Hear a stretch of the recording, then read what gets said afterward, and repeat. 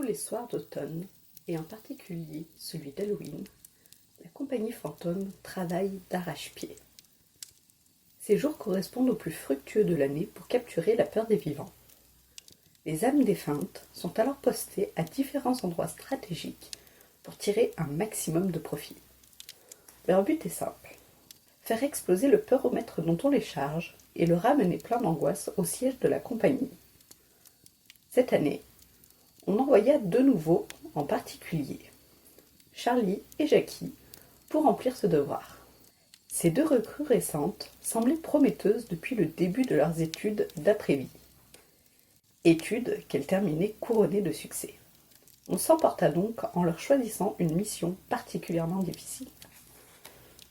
Après plus de réflexion, on abaissa le niveau au rang moyen. Il s'agissait, après tout, de les tester et non de les dégoûter du métier. Ravis de cet espoir qu'on plaçait en elles, et de la promesse de bonne frayeur à offrir, les deux âmes s'envolèrent joyeusement rejoindre le lieu de leur première mission avec un peuromètre chacune. Étant les meilleurs éléments de leur promo, on choisit de placer Charlie et Jackie côte à côte dans des maisons voisines. Ainsi, sans les empêcher de faire leurs preuves individuellement, la peur atteindrait des sommets en une seule zone. Les demeures, vides de leurs occupants, dominaient un quartier de maisons beaucoup plus récentes et occupées. Les enfants s'apprêtaient d'ailleurs à y frapper aux portes pour y collecter des bonbons sous la surveillance de leurs parents. Les deux âmes commencèrent par explorer leurs maisons respectives afin de repérer les meilleurs outils pour leur mission. Celle de Jackie appartenait à un collectionneur d'objets en tout genre. Celle de Charlie à un couple de passionnés de vêtements de tous les styles. Le potentiel prometteur de leurs environnements croissait de minute en minute. Charlie commençait déjà à élaborer un plan. L'âme souhaitait ouvrir avec fracas la porte d'entrée afin d'attirer les voisins. Puis, elle utiliserait les vêtements pour créer des ombres passant sur les murs. Elle ajouterait à la scène des chuchotements glaçants avant de fermer tous les accès à clé. Maintenant, parmi les nombreux accoutrements allant du costume 3 pièces au déguisement, aux vêtements intemporels et classiques, il fallait choisir les plus propices à l'effroi. Elle décida de sélectionner des pièces vintage et de style romantique. Il s'agissait de sous-entendre que les habitants invisibles de la maison y régnaient depuis des siècles et en surveillaient tous les propriétaires, au point de les rendre fous en leur murmurant de mauvaises intentions. Satisfaite, l'âme s'attaqua à l'ambiance des lieux. Jackie, de son côté, aborda tous les objets de sa maison avec beaucoup de professionnalisme, du moins au début. Mais la variété de la collection eut raison de sa curiosité et de son excitation. Elle basculait d'un univers à l'autre à chaque fois qu'elle déplaçait hâtivement son regard.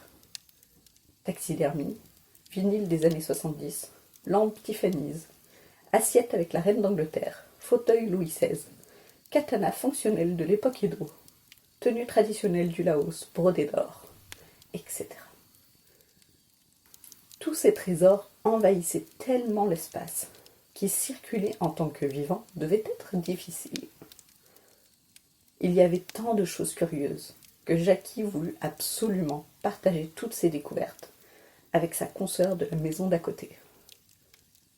Elle attira donc son attention en jouant avec une lampe. Le stratagème fonctionna, puisque curieuse de l'avancement de son amie, Charlie pointa le bout de son nez invisible. En voyant les nombreux animaux, empaillés ou conservés dans des bocaux, ou les nombreuses parties de leur corps affreusement mutilées, l'âme comprit l'enthousiasme de son amie. Elle se prit de passion lorsqu'elle vit la collection d'armes blanches ancestrales, d'origines variées, que Jackie fit défiler. Excitée par ces découvertes, il lui fallut partager les nombreuses pièces vestimentaires de sa propre maison. Charlie organisa donc un spectacle somptueux, voyageant à travers les âges et les cultures. Alors que les deux âmes s'éloignaient, semble-t-il, de leur mission principale, les peuromètres se remplissaient petit à petit. Jackie innova dans sa façon de montrer les objets à travers la fenêtre. Elle utilisa les lampes anciennes et autres lanternes, ampoules, éclairages de cinéma pour mettre en scène les affaires. Charlie put alors admirer un magnifique palais chinois de l'époque Qing, où sa collègue feignit un service de thé avec une somptueuse vaisselle. Puis, un salon victorien complet apparut, dont elle avait de son côté les vêtements parfaitement assortis. Ensuite, Jackie assembla un laboratoire de savants fous, digne du docteur Frankenstein. Un décor plutôt adapté à la mission première de nos deux esprits vagabonds. Beaucoup d'éléments de décor de cinéma encombraient la maison, de quoi recréer des scènes célèbres. Entre autres, Jackie s'amusa à interpréter le parrain à sa façon, et comme elle aurait aimé que sa collègue puisse entendre ses dialogues. Inspiré par ces scènes de film, Charlie tenta de s'y accorder en recréant des costumes adaptés. Voici Orgueil et Préjugés.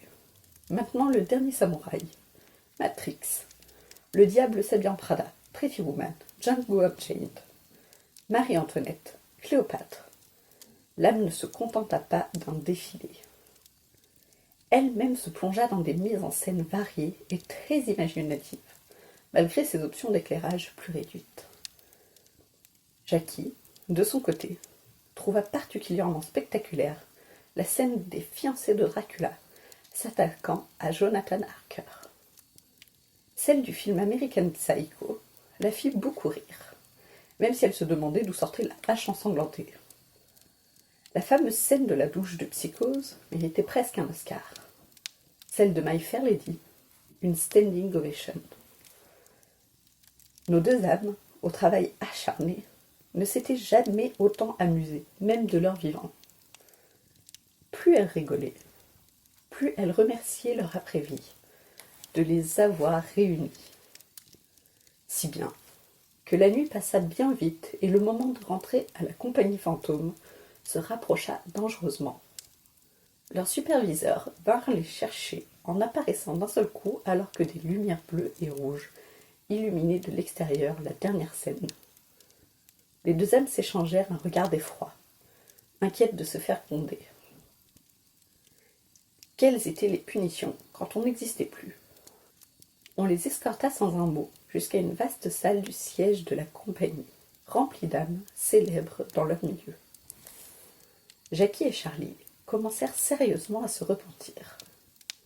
Elle, si sérieuse, passionnée et efficace durant leurs études d'après-vie. Les deux collègues se flagellaient de s'être autant emportés. Elles regardaient souvent leur peuromètre, transporté par des collègues, en espérant voir les jauges un petit peu remplies par l'esprit halloweenesque de la nuit.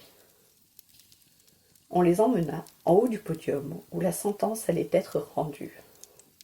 Les peuromètres furent posés, la jauge en évidence face à l'assemblée. Des murmures sonores s'élevèrent alors, renforçant l'angoisse de Charlie et Jackie. Puis, l'âme présidente en personne s'approcha d'elle avec 2 poignards d'or. Inquiètes de mourir définitivement, elles reculèrent, mais l'âme présidente les attrapa et les félicita d'une voix tonitruante. Toute la foule se leva et applaudit avec beaucoup d'excitation. On leur remit les poignards d'or en récompense de leur première mission réussie au-delà de toutes les espérances. Non seulement leur peuromètre était rempli, mais ceux cachés dans les 2 maisons également. En une soirée, les 2 âmes avaient produit une dizaine de peuromètres pleins. Et d'autres continuaient à se remplir, même après leur départ. Quelle nuit pour les habitants de ce quartier! Le début de la chasse aux bonbons avait bien commencé. Les petits s'amusaient et les grands discutaient. Soudainement, 2 enfants repérèrent l'appel de lumière de Jackie à Charlie. À partir de ce moment-là, la curiosité des jeunes s'amplifia. Les scènes de Jackie leur fit croire qu'un démon habitait la maison. Et comme tous savaient la demeure beaucoup trop chargée d'objets en tout genre, bizarres, dont des animaux morts et des bocaux aux contenus étranges, les esprits s'échauffèrent. Puis les parents se mêlèrent à l'histoire et s'en inquiétèrent. Ils connaissaient le propriétaire comme étant une personne très isolée et discrète. Ces détails seuls laissaient libre cours aux rumeurs dont personne ne se souciait de la véracité. Ce soir-là, la réputation du collectionneur ne cessa de s'envenimer, d'autant plus lorsque les rires d'outre-tombe se firent entendre depuis la rue. Les familles craignirent pour leurs enfants, et certains commencèrent déjà à rentrer, alors que d'autres, devant la maison, hésitaient à contacter la police. Quelques courageux osèrent frapper à la porte, mais personne ne répondait, malgré la voix hystériquement hilare que tous entendaient. Une information émergea parmi les voisins. Il y a 2 jours, le collectionneur quittait sa maison pour prendre des vacances. C'en était trop. Les autorités furent contactées. Puis certains s'horrifièrent de l'activité provenant de la maison voisine. Les lumières changeaient aussi. Des rires glaçants, plus aigus, s'en échappaient. Des scènes de tuerie terrorisaient les enfants. On aurait dit que plusieurs psychopathes s'acharnaient contre une malheureuse victime. Tous ramenèrent leurs enfants chez eux. Certains n'eurent même pas le courage de ressortir, d'autant plus lorsqu'ils apprirent que le couple de la seconde maison passait le week-end ailleurs.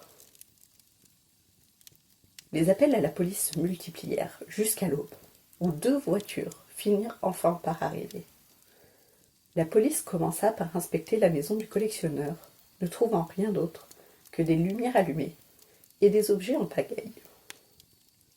Puis vint le tour de la deuxième maison. Alors que les premiers rayons de soleil traversaient les fenêtres, les policiers pensèrent à des cas de cambriolage. Mais l'affaire vira totalement au drame. À la cave, ils tombèrent sur le corps de la propriétaire, le crâne fracassé, et sur son mari, inquiet de la disparition de la hache qu'il avait utilisée.